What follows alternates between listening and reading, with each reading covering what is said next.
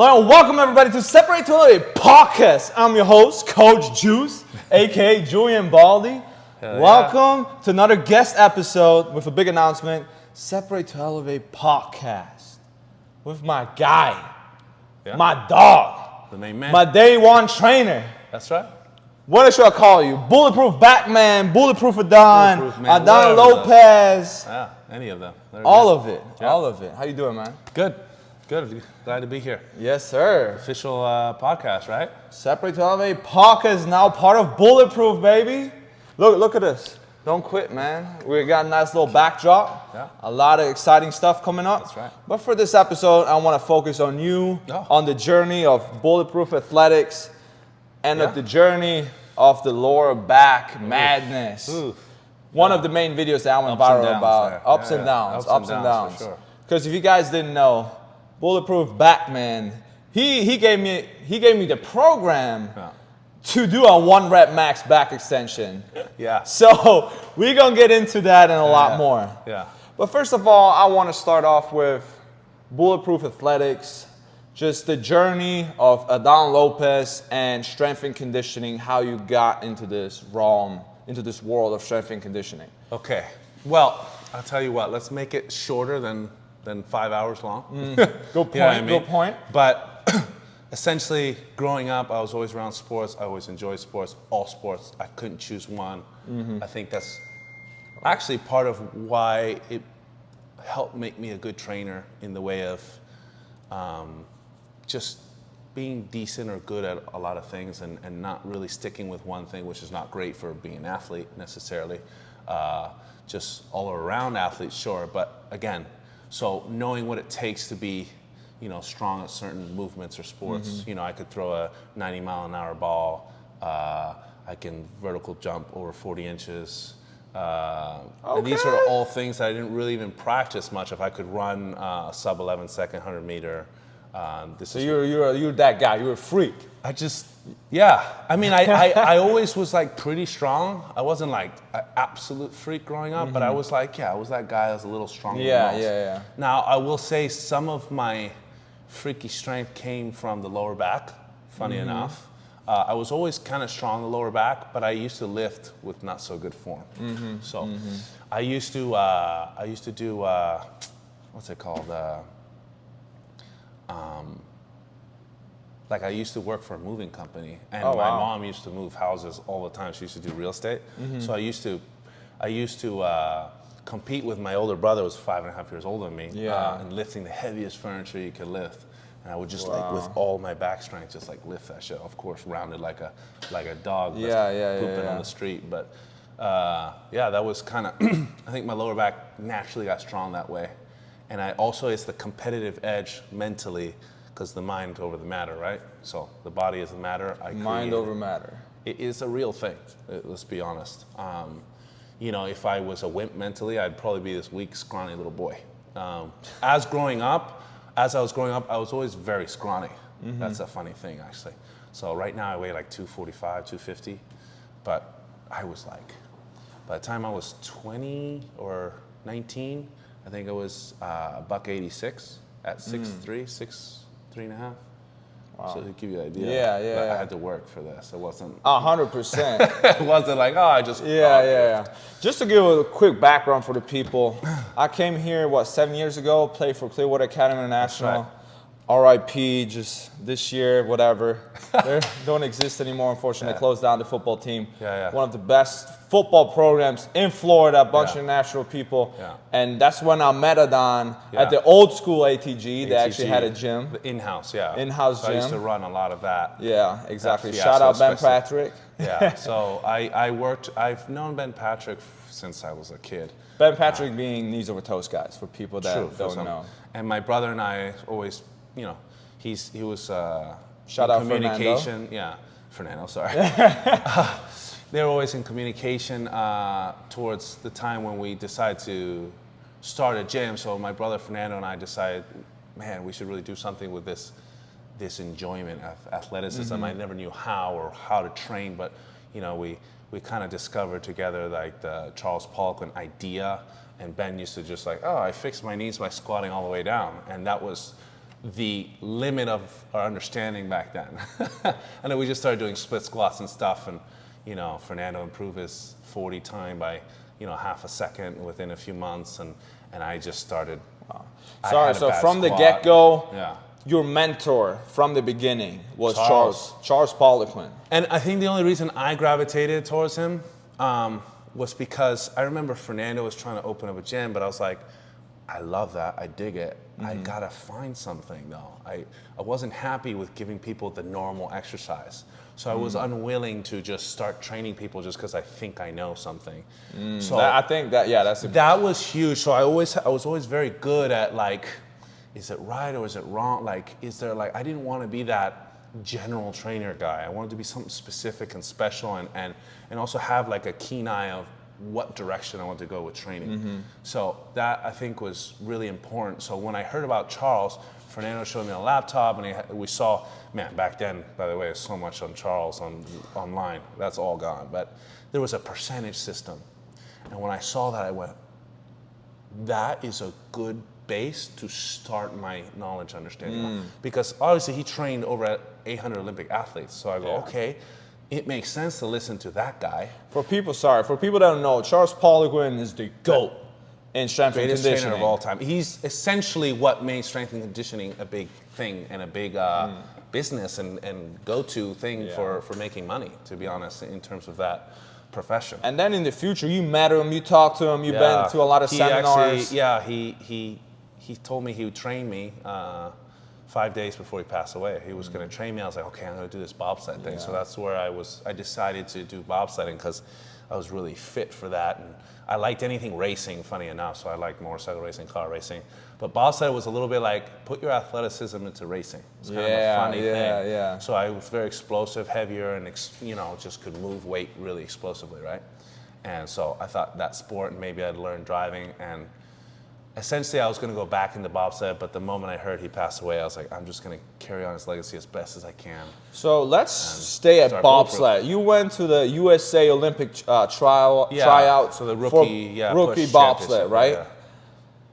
Is that, for the people that don't know, that's how the Bulletproof Backman originated from? Yeah, that's true. So let the people in. What exactly happened? So I will describe a month before I went to Charles's the first seminar that I went to, and it was a really high-level seminar. He actually does it like once every 10 years. It was like an specific athletic seminar where he really breaks down how to make programs for specific people and athletes, and that seminar was my favorite seminar I ever did. It taught me the basis of what I really know now and how I've expanded my information based off the stable piece of data. You can kind of start stacking more data on, because if it follows true to the source of data, then you can expand off of it and do better, right?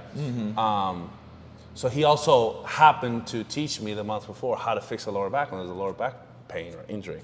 I never had lower back pain or injury. I was like, oh, cool. But I wrote it down because I was very, but this was how long ago? Was it 7-ish years? 7 years ago? 8, 7, something like that. 8 years ago. And like 2016, I'm guessing, 2015, 16, something like that. Anyway, but so I went to so I was using all the data from online that I found out about Charles, and then the seminar, and for a couple years with my friends Ben Patrick and my brother Fernando, we had the in-house gym, and we were training athletes, creating, I trained athletes where they could, do verticals of 49 plus inches, you know what I mean? Like, I've been there, done that. So I know what it takes to get to that point. Results. And the results sometimes are so simplistic in a way that it actually bothers other coaches. So, and I always feel and think. What do you mean by that? Yeah, I always feel like the truth there's always a simplicity in truth. So whenever something gets too complicated or too much significance, meaning too many rules or ideas and or knowledge that doesn't have application, I think it gets to a point where you actually regress in terms of performing your duty as a let's say a trainer or in any aspect of life. So this is something I really believe. So the closer you get to a truth or something, the more simple it gets. So you're looking for simplicity. yeah, you can expand on that simplicity once you have it, but you gotta have a basis of simplicity. Otherwise, there's no point in putting any complication there. It's just like, you know, you might as well, you know, find some information, someone you like to learn from, then apply it. You get the data, apply it. Don't learn from 15 people at a time. It's just, it's useless, because everybody will say something different, and all of them probably have some truth to them. But you got to find the basis of the truth and then expand upon it in your own way. So in your opinion, you'd say find somebody, learn everything you can from that person before moving on to somebody else and finding. So one, maybe two people, but if you go past two people, you're going to screw yourself. Because there's too much going on. Yeah, so I liked, you know, Charles, and then as I got really good with Charles, I started, you know, touching on, you know, Louis Simmons a little bit. You know, West Side Barbell. You know, it's just, there was something cool about it. And that's not to say that I agree exactly with everything that even either of them do, but I agree with 95+% of it. I know they're really good to listen to, and I can take what I think is useful and dispose of what's not useful, right? As Bruce Lee says, right? So I did that. I utilized that from becoming an average athlete to becoming a world class, because I was trying to test out for the bobsled, and I think that was really a test. Yeah. It was almost more important, and essentially I didn't do the bobsled because it was more important to see that they wanted me than actually doing it in the end. But when Charles said he was going to train me, I was like, let me go back for it. And I was going to go, but then and I was like, all right, just gym. I'm just going to help other people. It's better. It's more towards my purpose. It makes sense to me. It was cool though to learn by teaching myself as I'm training, you know, what I want to do, don't want to do, and what it needs to be done, you know, and really training and just getting myself to a level where I'm, you know, running sub 11 second 100 meter without even knowing how to sprint at the time. Yeah. I did a 6'8", 60 meter without ever being taught how to sprint, which is pretty crazy. My broad jump at the combine was 11.2. They actually wrote it down incorrectly. They said 11.1. I was so pissed because they literally said 11.2 and they switched it. Anyway, it was okay. But 11.2, mind you, I was 235 at the time, somewhere around there, right? And you gotta cut it there. Damn, bro. Boo. Boo. Boo. Close the door fast. You're good. It won't be that much longer anyway. Okay, ready? Yeah. Needless to say, I was able to achieve these. No, we're not cutting that, right? This No. is it. Okay, This is like perfect. they're going. Somebody just walked in here as a boo. Boo. Needless to say, I achieved some things that I never thought I could achieve with my own body, and it was really freaking cool. And knowing that I could do that was amazing. So let's talk about. Yeah, let's backtrack. We're going bobsled, and then where the lower back comes in. Okay, I injured my lower back. The birth of. I destroyed it. Okay. Okay, explain to people when and how. So I went to the bobsled combine, and we were testing and trying to get all the best numbers. So to get 100 points in the bobsled combine, you had to squat 440 for 3 rep max. Good. That for me was going to be a PR, but I started repping that shit out. The first couple reps were like flying. I was so excited that I just got overexcited, and I lost my tightness in my form, and I bounced forward. I tried to bring it back, and I was on my tippy toes, and huge pop. I mean, people could hear it, but it was just like, and then I slammed down, and the pins were too low, so extra pop. And I just like, boom, I slammed up, locked straight up, and then essentially from there on out, for the first 2 days, I couldn't get in and out of bed, in and out of a car. I couldn't even walk. I needed basically help to move. So at the USA bobsled combine tryout, you broke your back. Yeah. What exactly do you? So yeah, I think it's called the Paris effect. I hope I'm saying this right, but it's where the spondylolisthesis, I believe is how you say it, is where it like falls forward, and it separates from the back. It has a little. So you broke that break. shit. Yeah, it wasn't like a big like compression fracture or like snap, but it was after the lumbar was falling forward, and you know, pulling on the nerves and everything. I mean, it was just unbelievable. So you couldn't walk, you couldn't get out of bed for 2 days, nothing. I was like trying not to sob and cry. Like, and in that moment of darkness, that's feeling sad. Darkness. Bulletproof Backman came out the shadows. Or the light, whatever you want. Into the light, right? Into the light. Right. Anyways, so I think one thing about me and about if you train with me or you have a problem and I'm trying to handle it. By the way, this guy fixes anything you got going on. I was having pains left and right. Oh, do this, gone. Like, whatever. Sorry. I think it's because I just whenever I see something happen to somebody, as long as they are willing to stick with it mentally, like if somebody's soft mentally, I'll just literally forget about them because I don't want to help them anymore. But like if they're really like sitting there wanting to committed athletes, committed to push through something, doesn't mean you have to push through agonizing pain, but there are moments of pain. If you got to a point where there's an issue and I'm trying to solve it for you, like you have to get somebody who's mentally not so effective what their body tells them is going on. No, you have to tell the body what's going on and become, charge of your body. And I think that's what brought me into becoming this bulletproof man because whenever something was wrong, I always sat there until I solved it. Good. Like I just didn't quit until something was solved. So what I did for 5 days straight until the push championship. So now your back is broken, you're laying in bed, and now you're thinking, how? And I've you helped in 5 to days move into a gym, and I worked out twice a day every day.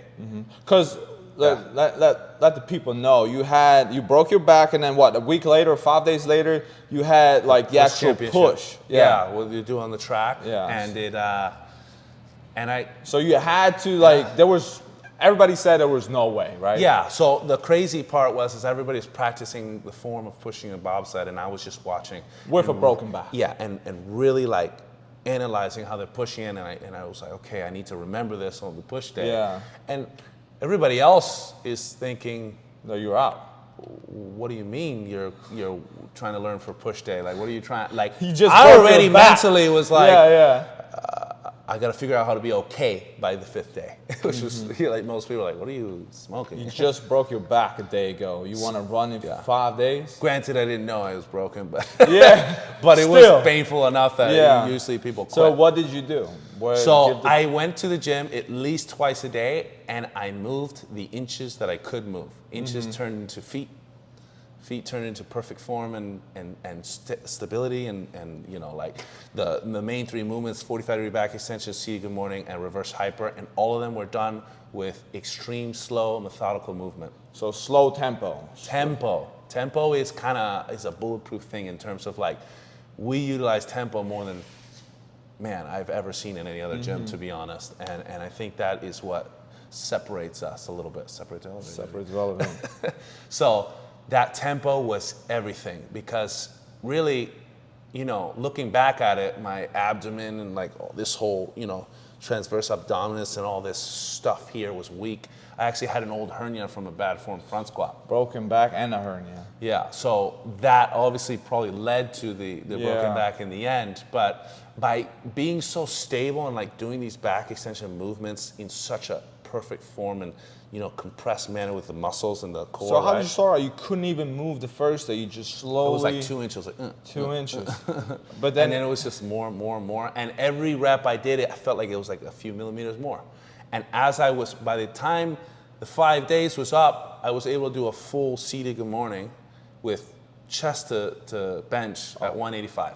So I was almost back in terms of strength. Yeah. My back was really tight, but I could move, walk, and I started like. That's insane. So the night before, I started like trying to move a little bit, and I was with actually Ryan Bailey, beast sprinter. I think the best when it came to I think he has the record of push, at least at the time he did, and he was teaching me the form. I did 2 trips with it. I just did 2 pushes, and he's like, the second one was really good. He was like, that was really good. That was awesome, and that was just from me just looking the whole time. And he was like, okay, that was really good. And I ended off right there. Don't hurt, Yeah, I felt tight, but. Do you understand what this man did? Yeah, he broke his back, and in 5 days, he pushed a damn bobsled, whatever. As fast as I could. Yeah, as fast as I could. So I think you are that guy for the lower back. Bulletproof Backman. Bulletproofing I lower think what back. separates me and elevates me, right, is the drive and push to improve when something doesn't go right. Say that one more time. Push beyond a moment of, of failure or like when something doesn't go right, to be able to push. That's where the power from the individual stems from. Resiliency. See, I'm fucking Italian. Resiliency is my middle name, right? Yeah. Anyway, so that is a big thing that we push here at Bulletproof is resilience and creating sports performance in the gym with resilience instead of just like lifting the biggest weights you can, which is all cool. That's like a sport itself. We lift big weights, but not to the point of elimination of physical ability outside the gym. So we don't really lift weights to the point where like, oh, that made me slower. You know what I mean? Like, unless we feel like it. like maybe we're like not into it as much anymore. It depends. But still, like in general, like when somebody wants or asks for it, we know how to create vertical sprint speed, at least when it comes to the gym. It's always good to have a coach for your specific niches and form of specific movements in your sport. But if you have that in our gym, you don't really need anything else. You can be an Olympic athlete. Yeah. You know what I mean? Like we've done it. We got to keep it short today because we're about to go train. That's wink, right. Wink. Got to get jacked again. Strong, athletic. Right. If you're in Clearwater, Florida, Bulletproof Athletics, show them the shirt, man. Show them the shirt. So you want Y'all to get tap athletic. in. Hey, if you want to separate to elevate, this is the place. It's the spot. Right. That's right. Bulletproof Athletics. My boy Adan. Bulletproof Backman. We see you guys next time. We're out. See ya.